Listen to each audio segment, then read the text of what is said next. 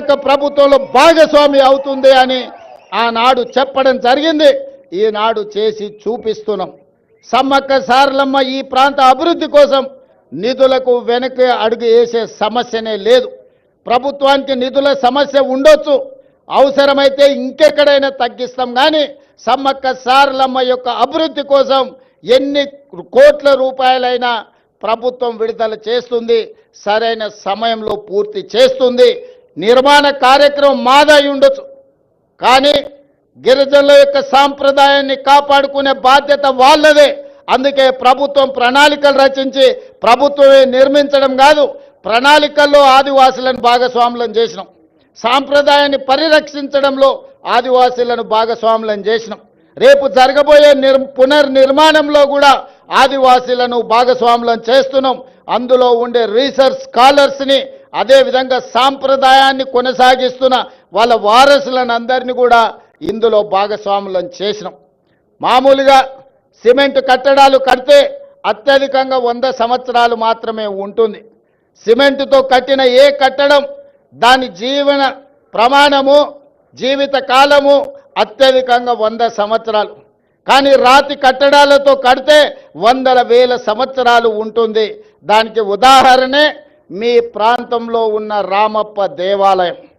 రుద్రదేవుడు ఆనాడు కట్టిన దేవాలయం 800 సంవత్సరాలైనా యునెస్కో లిస్టులో ఈరోజు చేరింది అంటే రాతి కట్టడాలతోనే, గొప్ప నగిశీలతోనే రామప్ప మందిరం కట్టిండు రుద్రదేవుడు. కాబట్టే ఇయాలటికి అది చరిత్రలో నిటారుగా నిలబడ్డది.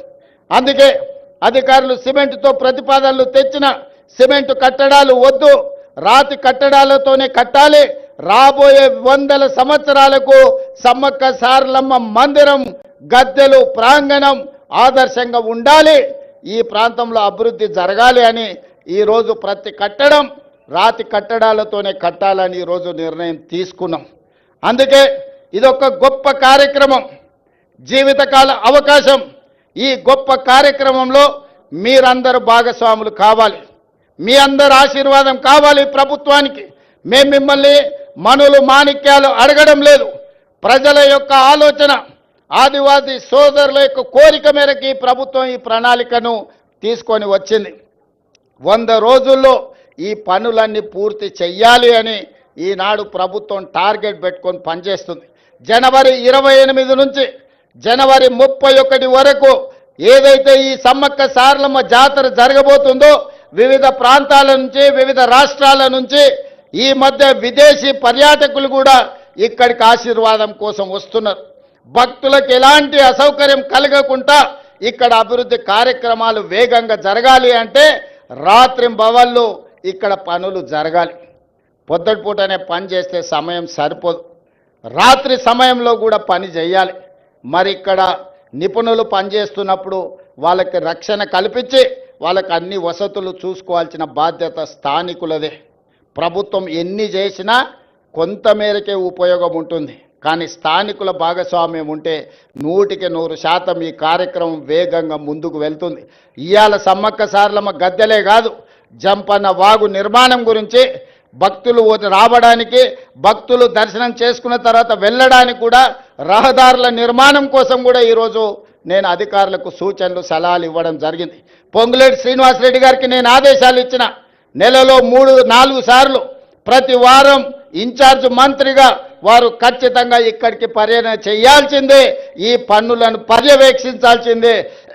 రాబోయే 100 రోజులు ఇందులో భాగస్వాములు అయ్యే వాళ్ళందరికీ నేను సూచన చేసిన, మనం అయ్యప్ప మాల వేసుకుంటే ఎట్లయితే మాల వేసుకొని భక్తితో ఉంటామో సమ్మక్క సారలమ్మ మాల వేసుకోండి, భక్తితో ఇక్కడి పనులను పూర్తి చేయండి అని చెప్పి మా అధికారులకు, మా సాంకేతిక నిపుణులకు, మా ప్రజాప్రతినిధులకు సూచన చేసిన.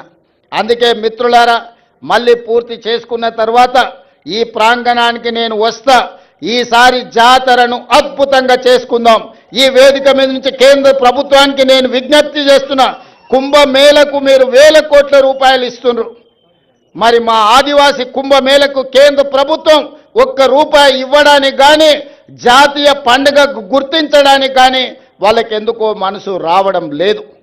దయచేసి కిషన్ రెడ్డి గారు, బండి సంజయ్ గారు, ఈ ప్రాంత ప్రజల ఆశీర్వాదంతోనే మీకు ఆ హోదా వచ్చింది. నరేంద్ర మోడీ గారి